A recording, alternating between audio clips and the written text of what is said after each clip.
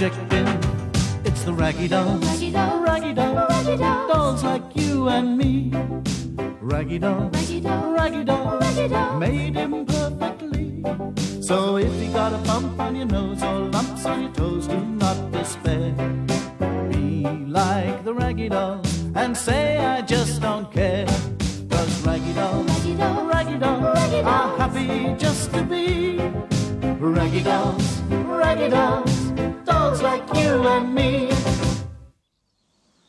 It was very early on a bright sunny morning, and the Raggy Dolls were out hiking on the moors. They each carried a knapsack with some orange squash and a packed lunch inside. But this was to be no ordinary hiking day. They had found one of Mr. Grimes's old survey maps, and on it was marked a place that had caves. What do you think we'll find in the caves? Asked Lucy. I hope there won't be any wild animals. No problem, chuckled Back to Front. The worst thing we can expect is someone selling ice cream. I wouldn't mind that, thought Sadsack. Are we nearly there? He said. According to this, it's just over that ridge, said Dotty, showing the others the map. But when they got there was nothing to be seen. Are you sure this is the place? Asked Princess. Positive, said Dotty. It's certainly miles from anywhere, observed Back to Front. And no ice cream, thought Sadsack, disappointed at coming all this way for nothing. Let's spread out and look around, suggested Hi-Fi. Good thinking, said Dotty. If the caves are on the map, they must exist. After all, they must have been here for thousands of years. They can't just disappear. The Raggy Dolls spread out, and it wasn't long before Back to Front called out, Hey, over here, but be careful. He was standing by a big hole in the ground, half hidden by some boulders. A strong fence was all around it to stop people falling in, but a sign saying, Danger, keep out, lay on its side, probably blown down by the wind. Don't come too close, warned Back to Front.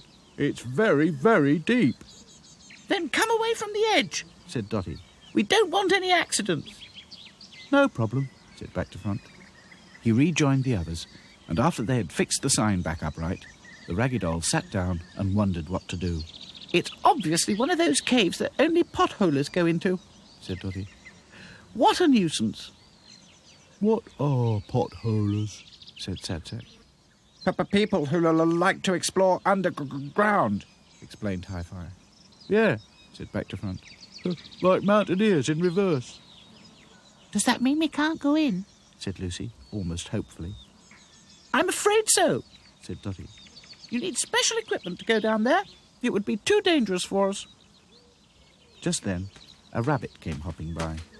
He was very surprised to see the Raggy Dolls. Gosh, he said. What kind of people are you? We're not people, explained Lucy. We're dolls. Ah, didn't think you were real people, said the rabbit. The only people I've ever seen are huge compared to you. What are you doing up here? We came to look at the caves, said Dotty. But they're too dangerous, added Lucy. We saw them on the map, said Back to Front. But we didn't know we needed ropes. You don't need ropes, said the rabbit. I know another way. It's no good for people, but it's just right for dolls your size. Great, stammered Hi-Fi. What are we waiting for? The rabbit led them to another entrance under a big stone. It was just a crack in the rocks, but it turned into a small tunnel. Soon the Raggy Dolls were walking down a steep slope, deeper and deeper underground. It was very damp and quite dark, but they could see daylight ahead of them. It must be coming from the main entrance, said Back to Front. That's right, said the rabbit. You'll soon be underneath it. I'll say goodbye now. There's not much to eat down here. The Raggy Dolls thanked the rabbit for his help and carried on down the tunnel towards the main cave. Soon they were in a big chamber lit by a bright shaft of sunlight. Strange pointed rocks hung from the roof of the cave and dripped water onto other pointed rocks that seemed to grow up out of the floor. Gosh, said Dotty. Stalagmites and stalactites. I beg your pardon, said Sadsack. That's what those pointed rocks are called. said Lucy. But I can never remember which is which.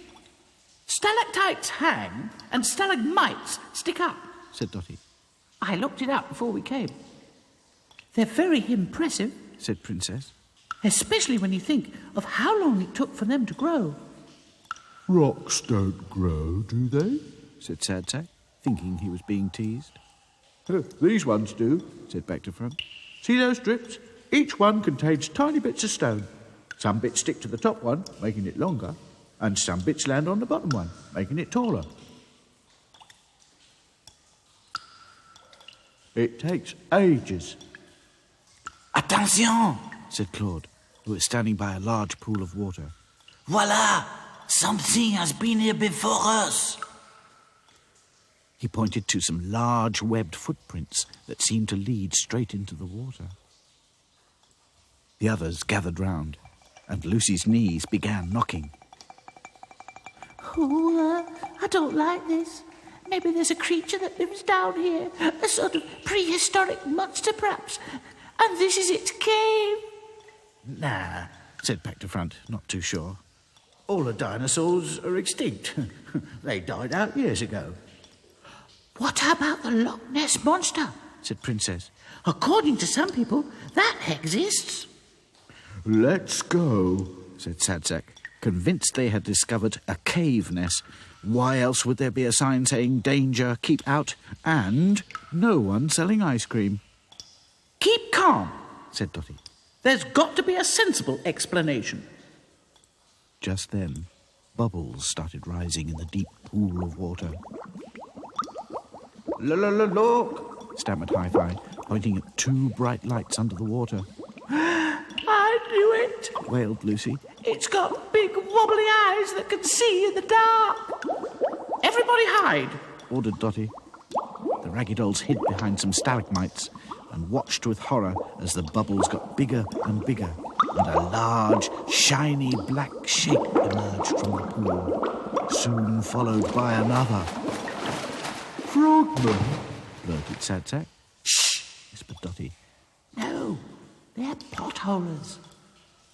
The Raggy Dolls watched as the two men removed their masks and breathing tubes and switched off their powerful underwater torches. There's your monster's eyes. Whispered Back to Front. I know. Sighed Lucy. And there go the feet. The two men were removing their flippers. Oh, that was great. Said one of the men. I've never managed to reach the main chamber before. It's as big as a cathedral.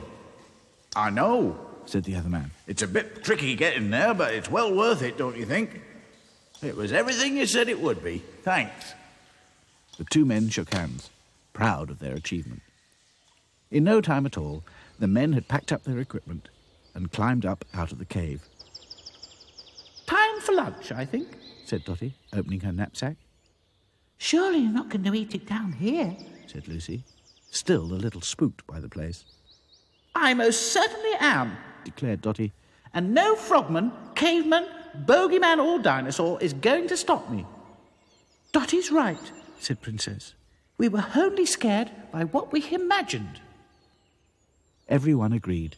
The cave was a beautiful place and well worth the long walk. The Raggy Dolls sat in silence, eating their sandwiches and sipping orange squash, and thinking of all the time it had taken to make the world. Raggy dolls, dolls like you and me.